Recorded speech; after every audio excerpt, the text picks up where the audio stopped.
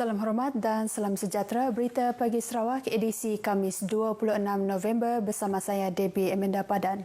Keputusan berkenaan Perintah Kawalan Pergerakan Bersyarat PKPB di Kuching sama ada dilanjut atau ditamatkan bakal diputuskan dalam mesyuarat bersama Jawatankuasa Pengurusan Bencana Negeri JPBN Sarawak hari ini. Timbalan Ketua Menteri dan juga Pemangku Pengerusi JPBN Sarawak Tan Sri Dato' Amar Dr. James Jemut Masing memberitahu satu mesyuarat akan diadakan hari ini bagi membincangkan keputusan mengenai PKPB di Kuching yang akan tamat pada esok. Tan Sri Dato' Amar Dr. James Jemut Masing berkata beberapa kriteria dan isu akan dibincangkan dan dipertimbang dalam mesyuarat tersebut sebelum sebarang keputusan dibuat. Dan sekarang pun tak ada. Sekarang kita ada dua, tapi itu imported cases. Kalau imported cases, kita dalam in our count nah, bukan kita di sini. So in fact we have been kosong for 4 days sudah. Jelasnya daerah Kuching telah bertukar status daripada merah kepada jingga semalam berikutan bilangan kes positif COVID-19 telah berkurangan sejak Ahad lepas. Beliau berkata demikian ketika ditemui RTM selepas rakaman program YFM di RTM Kuching. Perkembangan berkaitan dua kes positif COVID-19 yang dikesan semalam adalah di Sibu, Sarawak. Ini menjadikan jumlah keseluruhan kes positif COVID-19 di Sarawak meningkat kepada 1,058 kes.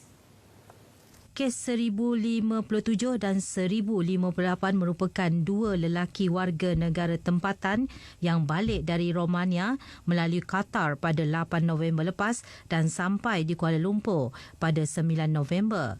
Kes-kes ini adalah sebahagian daripada pekerja warga negara Malaysia dalam bidang minyak dan gas di Romania yang telah terkandas serta tidak dibayar gaji.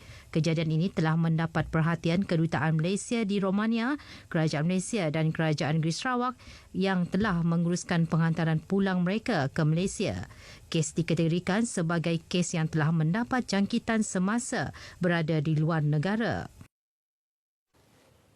Masyarakat diseru untuk bekerjasama menyampaikan maklumat kepada pihak Jabatan Kebajikan Masyarakat JKM sekiranya terdapat golongan yang memerlukan bantuan.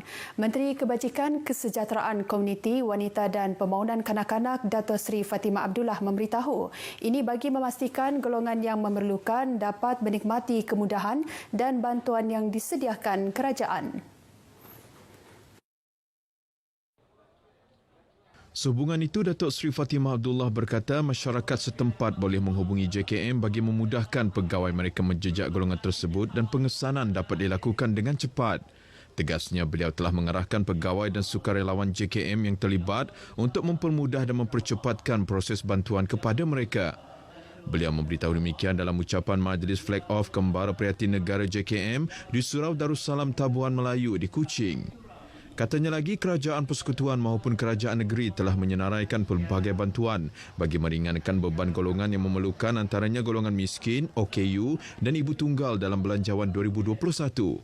Selain itu, beberapa jenis bantuan juga telah ditambah antaranya bantuan OKU yang tidak bekerja dan bantuan warga emas miskin daripada RM350 kepada RM500.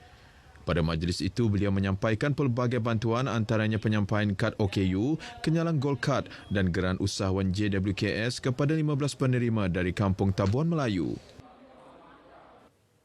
Setelah hampir 5 tahun mendiami rumah uzur dan hampir menyembah bumi, di Kampung Rampangi Fasa 1 Kuching, keluarga Julahi Zaini, 64 tahun, bersyukur kini dapat tinggal di rumah baru yang lebih selesa. Rumah tersebut siap dibina di bawah program khas Bantuan Rumah Rakyat Miskin, kawasan Dewan Undangan Negeri Dun Pantai Damai. Julaihi yang berniaga kuih-muih bersama isterinya tinggal dengan seorang anaknya di rumah lama itu lebih 20 tahun. Beliau merasakan ia sebagai satu hadiah yang sangat berharga untuk dirinya dan keluarga kerana dapat tinggal di rumah baru yang kini lebih selesa dan selamat berbanding sebelum ini. Julaihi menzahirkan ucapan terima kasih kepada kerajaan negeri khususnya Adun Pantai Damai, Datuk Dr. Abdul Rahman Junaidi kerana meluluskan projek bina semula rumah yang bernilai RM57,000 dengan memiliki 2 bilik kepada keluarganya. Syukur Alhamdulillah. Saya banyak-banyak terima kasih kepada kerajaan negeri Sarawak. Berapa lama tinggal dekat rumah lama? Rumah lama kami start 1991. Jadi keadaan rumah kami lebih kurang 5 tahun lebih lah yang waktunya udah ni tu.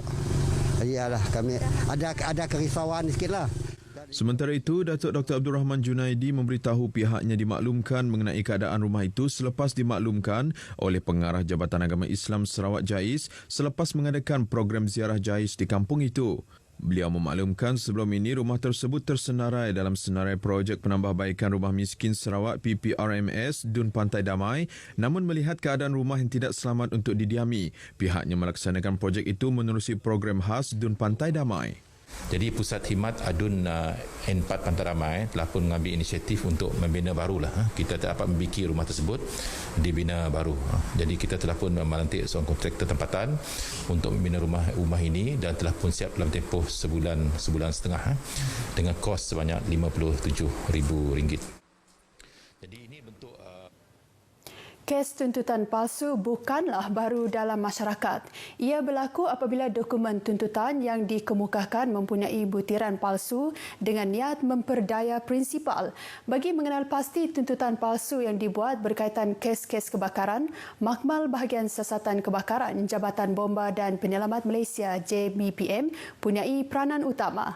Wartawan Monica Geri melihat keupayaan peranan Makmal berkenaan di bawah JBPM Negeri Sarawak khusus untuk membuktikan kes kebakaran berunsur jenayah yang dijadikan alasan untuk membuat tuntutan palsu.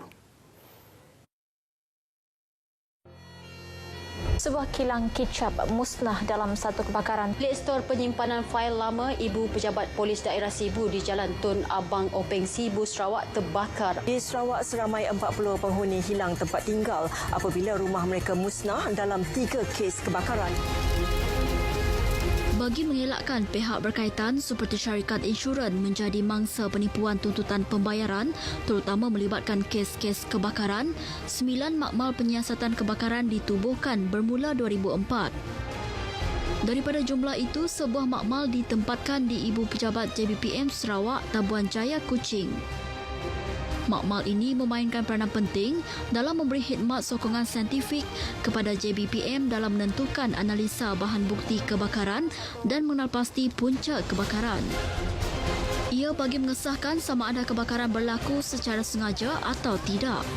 Dan ini bukan satu elemen yang cukup positif lah. Mana deterrent measures kita telah put in place dan keupayaan makmal kita yang mana setiap hasil analisa makmal kita disahkan oleh pegawai kimia, ahli kimia kita.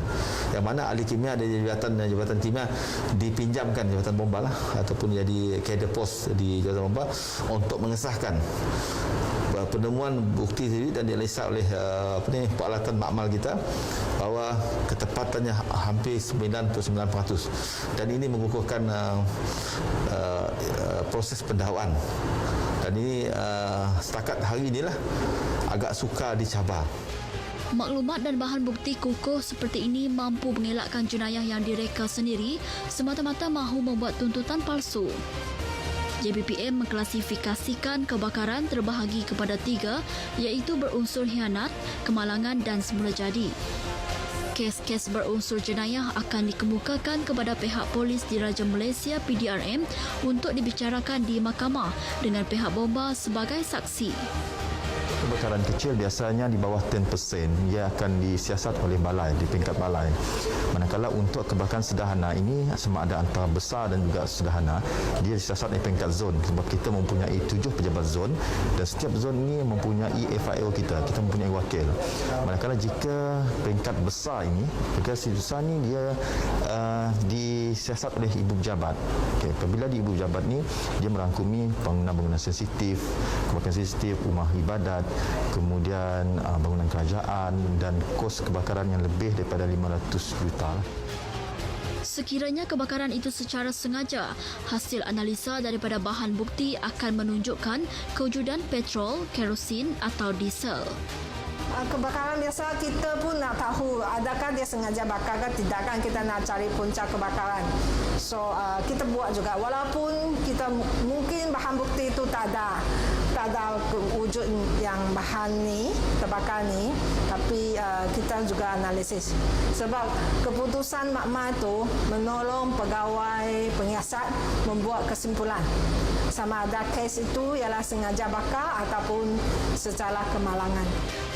Makmal ini dilengkapi 8 jenis peralatan yang serba canggih dalam membantu menentukan punca kebakaran serta dapat memuatkan 50 bahan bukti pada satu masa.